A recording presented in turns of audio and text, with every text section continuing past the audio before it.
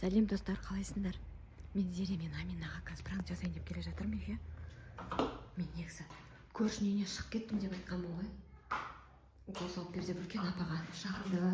Мен сияқты боламын біраз деп. Бұларға есікті құлттап отырыңдар деген ашық тұр есік. Енді қазір тексереміз не істейтіндерін ше. Бұлар.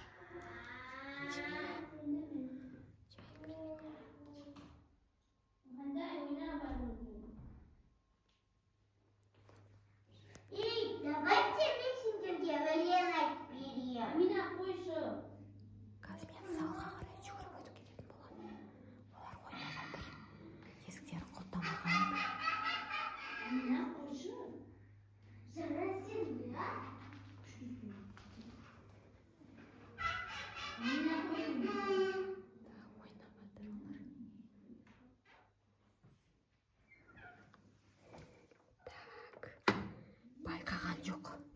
Қазірше еш нәрсе байқаған жоқ. Қазір олар тексеретін боламыз. Так, не істесем екен, достар? Свет берет жағып жине. Так. Алаңсыз ойнап жүр ғой. Есікті құлттап алыңдар десем құлттамаған.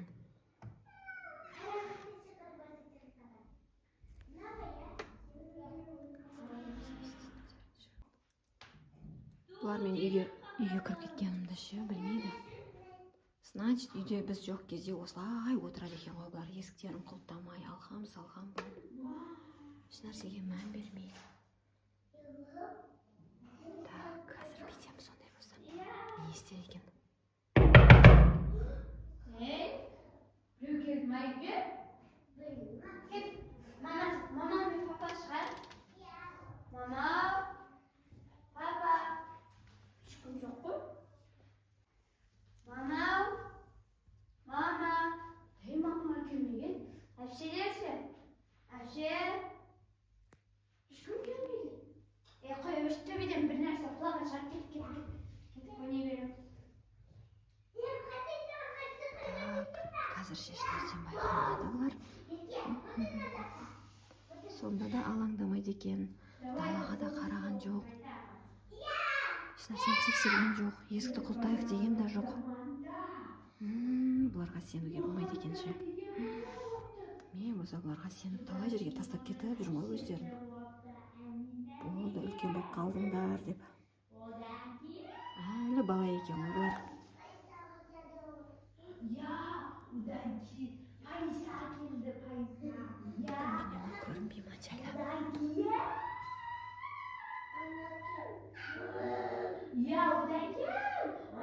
кейін деді, Қыз тағы да көрді. Светті жағып өшірейін.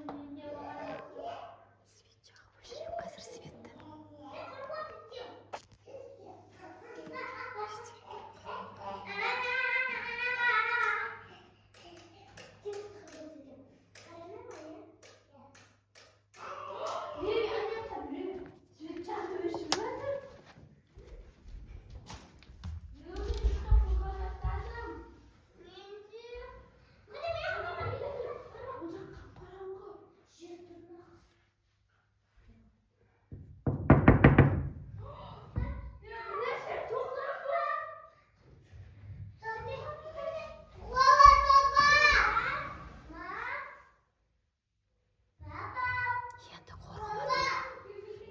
Түсінді бұлар, жөті бір нәрсе не той екен.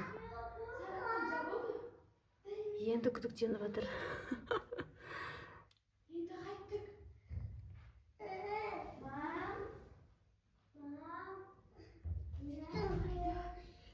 Ешкім жоқ қой бақта. Ешкім жоқ. Бақта ешкім жоқ.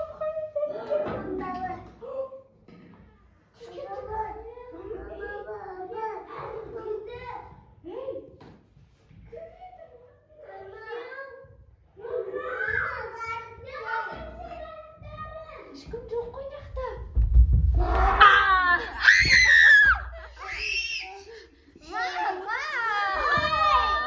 Сендерді ма? Мәссаған Зереш, мен саған бүкіл бала шағаны сені киініп тапсырып жүрмін. Сендер болсаңдар есікке де қарамайсыңдар. Есіктерің ашық, шашық, құлттанбаған. Мен саған айттым ғой, құлттап отыр деп. Неге құлттамағансыңдар, Амина? Неге құлттамағансыңдар? Қорқып кеттіңдер ма? Иә. Еще мен бірінші рет әдейі, бірінші кезде әдейі жай намек тастап көрдім, жай белгі беріп көрдім. Бұлар қорқып, есіктерін қарап, құлттап сөйтем екен. Жоқ әлде тыныш бүйтіп ауыздары ашылып отыра ма екен деп. Зереш? Мәссаған. Медина қаяқта? Ұйықтап қалды ол. Ұйықтап жатыр ма? Қаяқта? Бір өзі ұйықтап жатыр ма төбеде? Иә. Мәссаған, оған мысалы мен жайлап кіріп кетіп, сол ұйықтап жатқан баланы алып ұрлап кетсем, сендер білмейсіңдер. Сұмдық қой мына отырғандарын, Амина? Мәссаған, сұмдық екен. Сендерге сенуге болмайды екен. Әлі кішкентай бала ұқсап. Ой, мамин, мына қантаға қарап отырып. Мен ол ана апаның қасында 2 сағат отыруы мүмкін. Мен білмеймін ғой, мысалы 3 сағат отыруы мүмкін. Укол салып бер деп отыр. Мен білесіңдер, ана ауыратын апай. Укол салып бер деп мен постоянно шақырады. Сондай кезде сендер постоянно өстіп есікті ашық, шашық күйінде қалдырасыңдар ма? Мәссаған, мен сендерге уже қорқа бастадым. Бұдан кейін сендер қалдыруға болмайды екен, өздеріңді. Даланың есігі соги, ашық тұр. Мен сендерге айтқандығын құлтап қойыңдаршы деп. Қойшы, Мұхаммедари, әке, маған берші. Соги құлтамағансыңдар, ашық-шашық күйінше тұр. Мысалы, мен жайлап неға өтіп кеттім. Сықыр-тықырды байқап отыру керек, адам құлағы түрік болу керек қой түн кезінде. Не сықырлап жатыр, ойбай, не тықырлап жатыр. Мына жақтың светі жанық тұр еді, ана жер құлтау тұр еді, ана жер ашық тұр еді деген бәріне мән беру керек. Сендер болсаңдар, Амина, мақыл зересе, ұмытып кетті. Сен не объяснить сүрмейсің? Мәссаған, мен сендерге ренжи бастадым, что-то. Мен сендерге ренжи бастадым. Мам, просто ұйқымыз кеп тұр сосын. Есімізде шығып кетті. Ұйқыларың кеп тұрған адамға ұқсамайсыңдар сендер.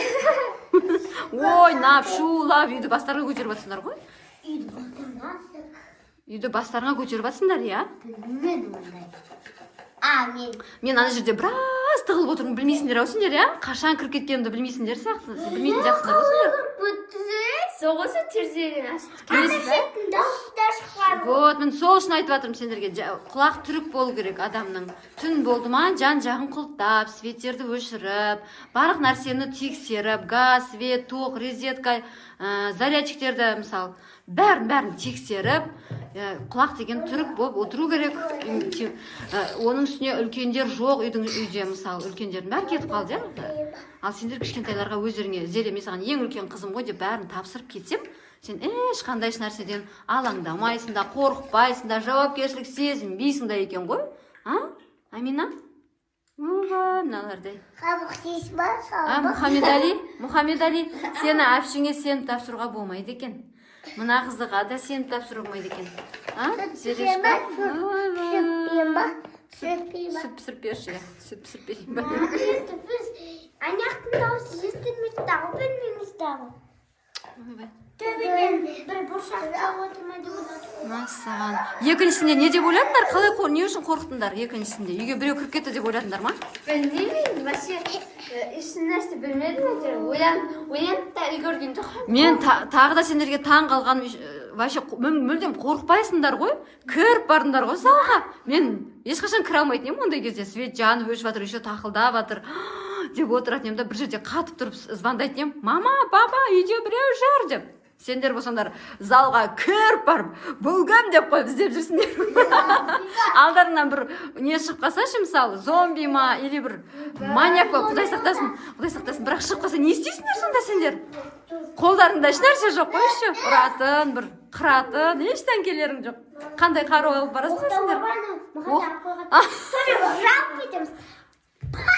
Пачақ-пачағын шығарып тастаймыз. Мәссаған, сөйте аласыңдар ма? Зере сенші? Мен сол жерде талып қалатын едім. Талып сөйтіп, қалғандарын кім? Сен талып қалсаң, кішкентайларды кім құтқарады сонда? Білмеймін. Мәссаған, сен өзіңді құтқаратын адам керек қой?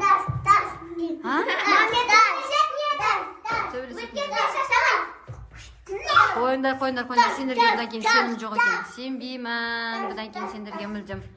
Достарыңа не дейсіңдер енді бұндай жағдайда? Қыздар, Амина, достарға не дейсіңдер? Ата-анасының үмітін ақтап, үйден кілтін құлтап, ақылды болып жүріңіздер. Ешкіларға қарап, біз сияқты біреуге алданып тұрмай. Біз сияқты алаңсыз секіріп ойнап жүре бермей, есікті құлттап, жан-жағымызға қарап, мән беріп, бәріне сөйтіп отыру керексіңдер негізінде. Мына кішкентайлар ар нәрсені бүлдіріп қою мүмкін, мысал, тоққа сұғыл тұрған розеткаларды, ыстық суларды, газдарды бәрін тексеріп жүру керексіңдер, Зере, үлкен қыз болғаннан кейін. Түсін ба? Мәссаған, сен мүлдем нәрсеге мән бермейді екенсің. Мен таң қалдым саған. Мүлдем таң қалдым. Амина, саған да. Давай, бүгіннен кейін сабақ болсын. Келістік? Бұл ғана емес, мен әлі сендерді талай тексерем. Бұл жағдайда ғана емес. Мен жан-жақты жағдайда сендерді тексеріп жүретін боламын. Келістік? Қаншалықты сендердің естерің бар, естерің жоқ, болмаса бір нәрсені білетін, түсінетіндеріңді мен тексеріп жүрмін бұдан кейін. Уже мен сендерге сенбейді екен бұрынғыдай.